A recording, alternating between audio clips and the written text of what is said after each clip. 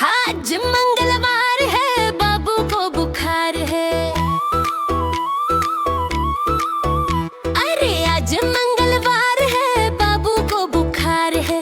बाबू गया भालू के पास, भालू ने लगाई सुई बाबूजी का।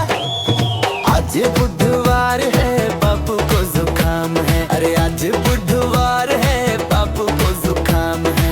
बाबू गया हाथी के पास, हाथी ने पिलाई दवाई। बाबू बोला आई आई आई, आई आई आई।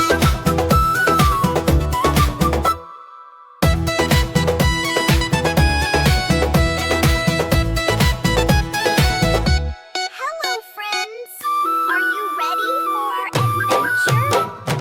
आज गुरुवार है, बाबू फिर बीमार है।